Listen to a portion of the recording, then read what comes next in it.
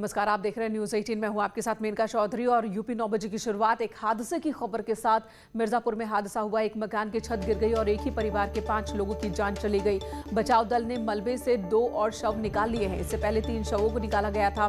तीनों शव पहले बच्चों के निकाले गए, जिसके बाद माता और पिता को जब रेस्क्यू कर बाहर निकाला गया तो उनकी भी जान चली गई थी। मकान की हालत जर्जर थी और ये परिवार यहाँ पर किराए पर रह रहा था।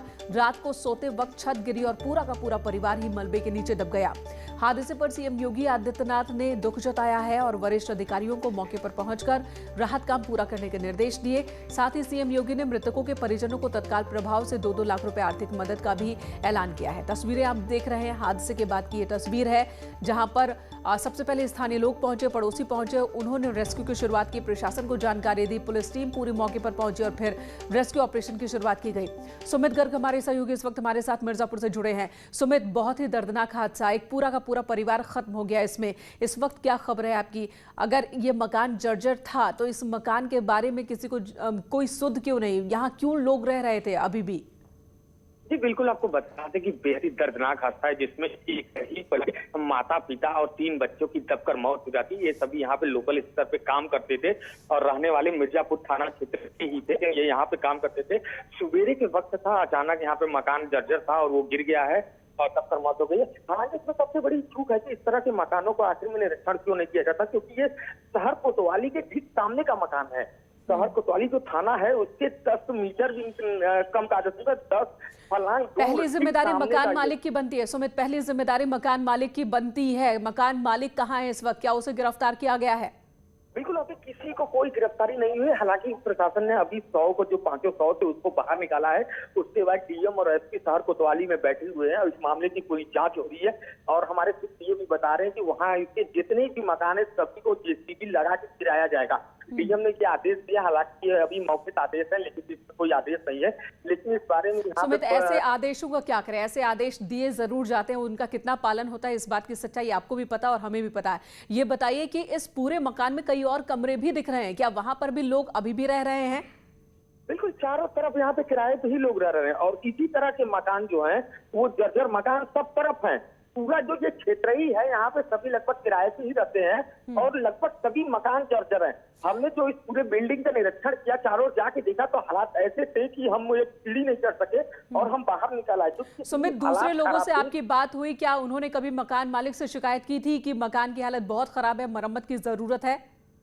देखिए, बिल्कुल ये लोग मतलब महज 50 से 60 रुपए महीने के किराए पर रहते थे और लगभग 50-60 साल से रहते थे। तो किराएदार मकान मालिक को सिर्फ किराए से मतलब होता था, मकान जर्जर हो कुछ भी हो, और ये कहा जाता था कि आप मकान को खाली कर दीजिए। लेकिन वो इतना कम किराया होने के कारण शहर के क्षेत्र में इस तरह के मकान जल्दी मिलते नहीं, इसी लालच में लोग रहते भी थे वहां पर। कुल कितने लोग होंगे इस पूरे मकान में सुमित? कितने लोग होंगे और अब क्या अभी भी वो लोग यहीं हैं या अब निकलने की तैयारी में है? क्योंकि मकान की हालत ऐसी कि 5 लोग जिंदा दफन हो गए यहाँ एक कमरे के अंदर। बिल्कुल, अभी भी लोग वहाँ पे मौजूद हैं, जो वहाँ पे किराएदार हैं, सब अभी भी रह रहे हैं। अपने से वो खाली तो जरूर नहीं करेंगे, ये तो कंफर्म है, क्योंकि ऐसे मकान कम मिलते हैं। भले आदमी डेथ हो जाए, मकान गिर जाए, लेकिन जो व्यक्ति होते हैं वो मकान जल्दी खाली नहीं करते हैं। तो इस पर प्रशासन अब आगे आया है। प्रशासन ने ऐसे मकानों को चिन्हित करने की कोशिश कर रही। हालांकि ये कितना संभव है ये तो आने वाला समय बताएगा, लेकिन इतना तो कंफर्म है कि अगर प्रशासन की बात करें तो क्या स्टेप अभी तक उठाए गए, क्या कदम उठाया गया है रेस्क्यू ऑपरेशन के अलावा? बिल्कुल, अभी तक तो केवल रेस्क्यू ऑपरेशन किया गया था कि 500 व्यक्तियों को जल्दी से जल्दी बाहर निकाल लिया जाए। हो सकता है उसमें कोई जिंदा निकल आए, लेकिन हालांकि सभी उसमें से डेड थे। अभी तक प्रशासन ने केवल इतना किया है। उसके बाद डीएम और एसपी जो है वो शहर कोतवाली में बैठे हुए हैं और इस बात के लोगों को बुला के पूछताछ चल रही है कि एक मकान कब से जर्जर था, क्या इसकी कोई शिकायत की गई थी, कैसे इसमें लोग रह रहे थे और मकान मालिक इसमें कितना दोषी है। इस सब की अब चर्चा हो रही है कि इसमें क्या कार्रवाई होनी है। लेकिन ये देखना इसमें सबसे बड़ी बात होगी, अगल बगल जाहिर सी बात है सुमित, देखते हैं कि आखिर कार्रवाई क्या होती है। 5 लोगों की मौत हो गई, पति पत्नी और 3 बच्चे जिंदा दफन हो गए इस मकान के अंदर। एक जो कमरा गिर गया था मकान का, उसमें 5 लोग सो रहे थे और हमने रेस्क्यू ऑपरेशन चलाया। 5 की बॉडी अभी रिकवर की जा चुकी। इनके परिवार की एक बेटी है जो बनारस में कहीं पढ़ रही थी, वो इसमें सुरक्षित बची है, तो वो भी यहाँ पर भी पहुँच गई है। और सभी जो शव थे 5 वो अस्पताल भिजवा दिए गए। सर 5 बेड हैं कहीं? हाँ, 5 के शव अस्पताल भिजवा दिए गए। क्या करते थे सर ये किराए मकान? ये अपने जो पानी की जो मोटर होती है उसकी रिपेयरिंग वगैरह का काम करते थे। इधर हाथरस से खबर, जहां पर शराब पीने से 5 लोगों की जान चली गई, 6 की हालत गंभीर बताई जा रही है। हायर सेंटर इन्हें रेफर किया गया। गांव में पारंपरिक पूजा कार्यक्रम हुआ था और इसी दौरान शराब बांटी गई थी और इसी शराब को पीने के बाद इन 5 लोगों की जान चली गई। बताया जा रहा है कि ये देसी शराब थी जिसे पीने के बाद देर रात लोगों की तबीयत बिगड़ने लगी। कोतवाली गेट क्षेत्र के गांव नगला सिंधी का ये मामला है, जहां पर शराब पीने के बाद स्थिति बिगड़ने लगी। 5 लोगों की जान चली गई और 6 की हालत गंभीर बताई जा रही है। पुलिस की टीम भी गांव में पहुंच चुकी है। सुमित शर्मा हमारे सहयोगी हाथरस से हमारे साथ मौजूद है। सुमित, क्या अपडेट है आपके पास? जो 6 लोगों की हालत गंभीर बताई जा रही है उनके बारे में बताएं। जी मेनका, अभी जो लोग इसमें पूरे मामले में गंभीर जो इनकी स्थिति बताई जा रही है, हालत उनकी गंभीर है, उनको अलीगढ़ में एडमिट किया गया था। यहाँ से हाथरस से उपचार हेतु अलीगढ़ रेफर किया गया था। अभी बताया जा रहा है कि अभी उनकी हालत में सुधार नहीं है। डॉक्टर्स की टीम लगातार उनके उपचार पे काम कर रही है और डॉक्टरों का कहना है कि जल्द ही उनकी हालत ठीक होने की उनको उम्मीद है। फिलहाल गांव में सुमित, ये बताइए, लंबा वक्त बीत गया, लंबा वक्त, इस वक्त विनीत जायसवाल एसपी हमारे साथ मौजूद है। सुमित, विनीत जी, स्वागत है आपका न्यूज़ 18 पर। और ये जो शराब पीने के बाद हादसा हुआ, इसके बारे में आपके पास क्या खबर है? निमित जायसवाल हमारे साथ मौजूद हैं। निमित जी, आपके पास क्या इन्फॉर्मेशन है? कहां से शराब बांटी गई थी, कुछ पता चल पाया क्या? कल देर रात को थाना हाथरस गेट पुलिस को ये सूचना प्राप्त हुई थी कि गांव में 4 लोगों की इस तरह से मृत्यु हो गई है संदिग्ध तरीके से। गांव में तत्काल पुलिस भी पहुंची और मैं और डीएम हाथरस और सभी एक्साइज के जो है अधिकारी भी वहां पहुंचे और गांव वालों से इस संबंध में जानकारी की गई। तो उनके द्वारा बताया गया कि 26 अप्रैल को, मतलब परसों के दिन, इनके यहाँ एक समाज में कोई कुल देवी जो है उसकी पूजा होती है और इनके यहाँ ऐसा रिवाज है कि उसके ऊपर शराब चढ़ाया जाता है और प्रसाद के रूप में शराब ही पिया जाता है।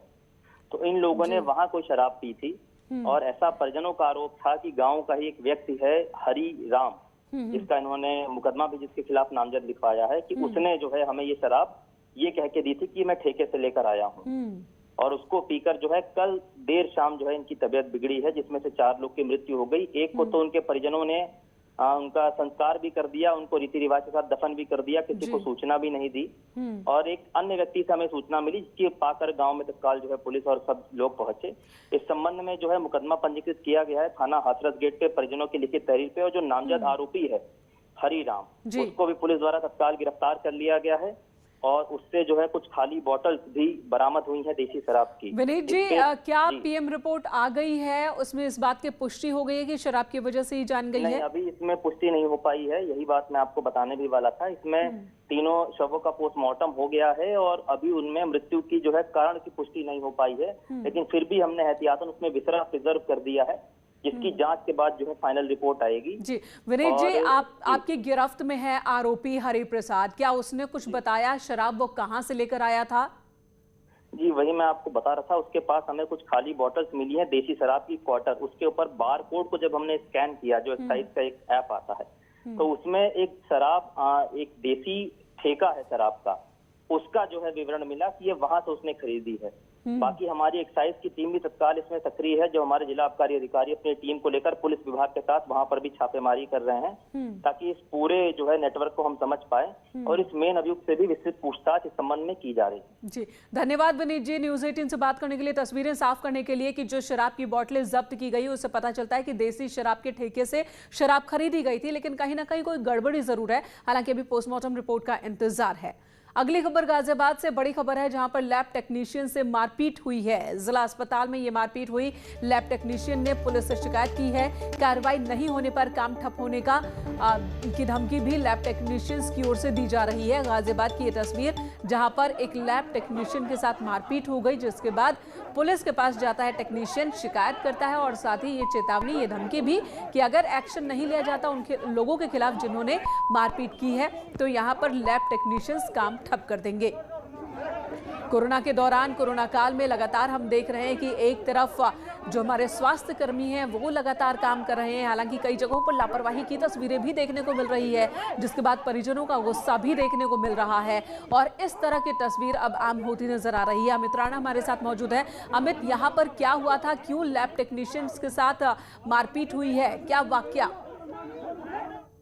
बताना चाहूंगा, एमडी अस्पताल की घटना है जहां मरीजों के साथ जो आए थे लोग, उन्होंने जो टेक्नीशियन था उसके साथ मारपीट की। वजह ये रही कि लाइन जो लगी हुई थी उसमें सोशल डिस्टेंसिंग का पालन नहीं कर रहे थे, जिसको लेकर टेक्नीशियन ने कहा कि अगर इस तरीके से आप लोग आएंगे, कोरोना को दावत देंगे तो मैं आपका टेस्ट नहीं करूंगा। इसी बात को लेकर जो मरीज थे और जो उनके तीमारदार थे उनसे टेक्नीशियन की कहा सुनी हुई, हद तक उसके साथ मारपीट कर दी गई, जिसकी लिखित शिकायत कोतवाली घंटाघर में दी और कहा है कि जो आरोपी लोग हैं उनके साथ खिलाफ सख्त कार्रवाई की जाए।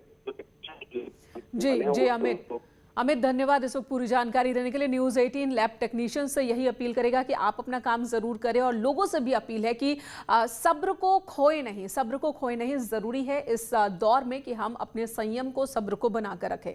मेरठ से खबर, जहां पर ऑक्सीजन की खेप पहुंची। मेरठ को 38 टन ऑक्सीजन मिली है। उड़ीसा के राउरकेला से यहां पर ऑक्सीजन पहुंची। 18 टन ऑक्सीजन का टैंकर मेरठ पहुंचा।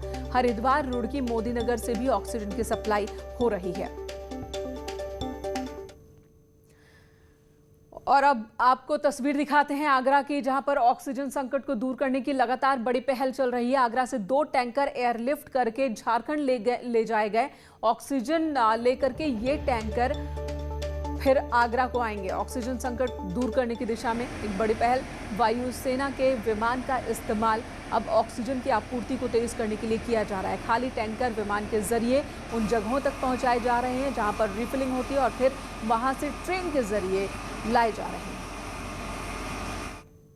झांसी के डीएम ने मेडिकल कॉलेज के L3 वार्ड का औचक निरीक्षण किया। पीपीई किट पहनकर डीएम कोविड वार्ड पहुंचे। इस दौरान उन्होंने कोरोना पेशेंट से व्यवस्थाओं के बारे में जानकारी ली, जिसके बाद डॉक्टर्स को L3 में अटैच किया गया तो कोविड वार्ड के बाहर सेक्टर मजिस्ट्रेट की भी तैनाती की गई। एक ब्रेक के लिए रुकेंगे, तुरंत लौटेंगे, आप बने रहे हमारे साथ।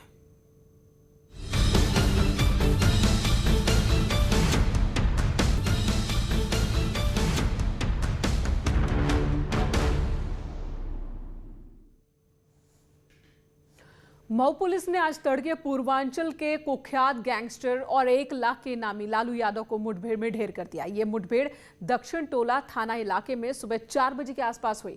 लालू यादव के खिलाफ 80 के करीब लूट, हत्या, डकैती के मुकदमे दर्ज थे। पंचायत चुनाव में भी उसकी गतिविधियां लगातार चल रही थी और ये जानकारी पुलिस को लगी थी, जिसके बाद पुलिस ने पूरा का पूरा ट्रैप बिछाया और इसे पकड़ने की कोशिश की। हालांकि इसने जब पुलिस टीम पर हमला किया, जवाबी कार्रवाई में ढेर हो गया। बदमाश के खिलाफ लगभग 80 से 85 मुकदमे दर्ज है, जो कि ज्ञात है और सराय लखनसी थाने का ये हिस्ट्री शीटर भी है। इसके अलावा कुछ और मुकदमे अन्य प्रदेशों में भी इसके खिलाफ हो सकते हैं, जिसके बारे में जानकारी की जा रही है। और जो आज जिस टीम द्वारा ये पूरी मुठभेड़ हुई है, उनके द्वारा ये इन्फॉर्मेशन दी गई। फिलहाल एक ब्रेक के लिए रुकेंगे, खबरों का सिलसिला जारी है।